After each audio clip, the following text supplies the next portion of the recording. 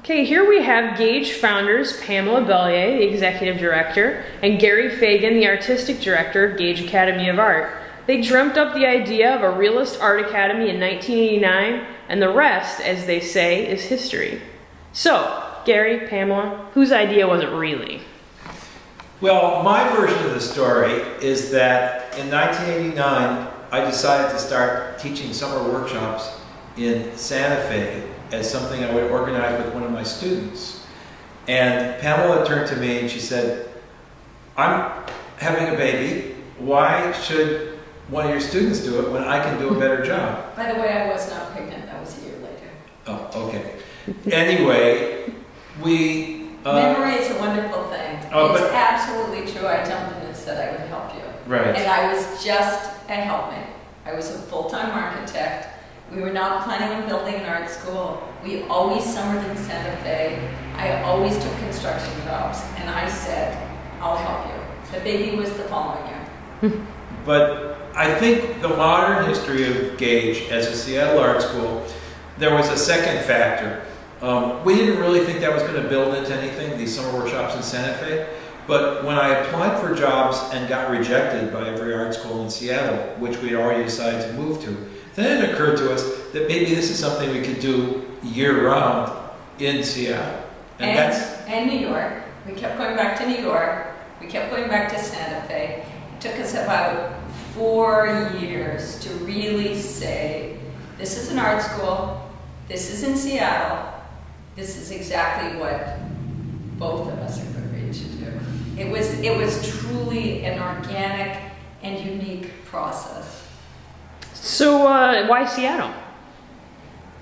Well, the romantic answer to the question, which is really not that far from the truth, is that that's where Pamela and I originally met and fell in love, was in the Pacific Northwest in 1976. And although we went to New York for years, both of us went to school, both of us had professions, we always sort of dreamed of coming back to the Northwest. And then when Pam's identical twin sister, Patricia, started her family with 2 girls around the same age as our daughter, we decided we'd go back to the place we really loved, which was the Pacific Northwest, and this is where we'd settled down. And I will add, there was an old man in New York who was a friend of ours, who was very wise. And he sat us down one day and he pointed his finger in our faces and he said, go west. New York does not need any more art schools. You will find fertile ground in the rest of America, and you have something to give to the rest of America. And at that time we did have the baby, and we did agree. It was we needed to go.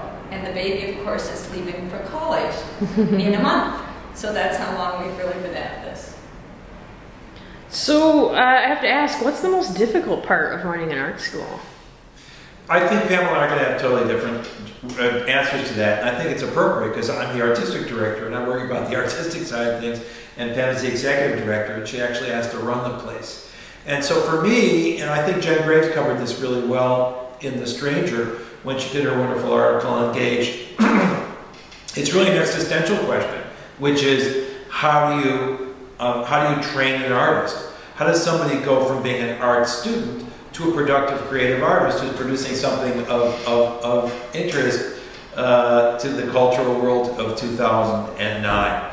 And I don't know that anybody really knows the answer to that question. And I think that we've come up with different answers ourselves as the years have gone by. And it's a work in progress. And, you know, I never really feel like we've figured it out. I don't think we ever will, but we're having fun trying.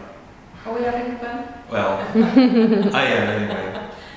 I think for me the difficulty in running Gage is that I didn't go to executive director school. And I never worked for a corporation. And I grew up thinking that I would have a creative career, but I worked through various versions of a creative career before I became an arts administrator. And for me, it's the challenge is staying on top of it and remembering at all times, it's the people. I may have to run a lot of different things, but it's the people. The instructors make this school, the staff runs this school, the board leads the school. Gary and I are critical pieces of the school. But you know, there are hundreds of people that are part of this place. And by the way, the donors underwrite the school. So there's probably 2,500 people involved in the institution. And so my whole piece is to stay on top of who these people are, what they mean, and how they can help us go forward. So we're taking a look back. 1989, what did you think your art school would look like? Or did you even have a concept of in 20 years what this place would be? No, we didn't have a concept. I would say we didn't really start to realize. You see, when we first got to Seattle, we had no idea whether anybody would give a damn about a bunch of classes in realist drawing, painting, and sculpture, because we never lived here. We didn't know anybody here. We certainly didn't know any artists here. We didn't have a feeling for the community.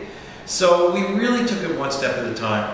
I mean, our first class was failing until Pam sweet-talked her way into the office of a reporter for the Seattle Times, and she wrote a favorable article about these young people starting an art school in Seattle, and our phone rang off the hook and we sold out our first class. But it's really been a gradual process of seeing what the community was open to, what the community would support. And I think we didn't start to get really ambitious until we went nonprofit. And then we had a substantial community institutional framework where we could really start to dream bigger dreams. Yeah, and I think going nonprofit's been it's been the future of the school. We had this little Mod Pa thing that we were trying to do. We didn't really know what nonprofit was. We really came from a different direction. And to be able to say this thing, which is the training of artists of many ages who want to be here, this thing belongs to everyone. Let's pull it up together. Let's own it together. Let's lead it together. It has allowed the school to have extraordinary breadth. And it's allowed the school to really engage wide.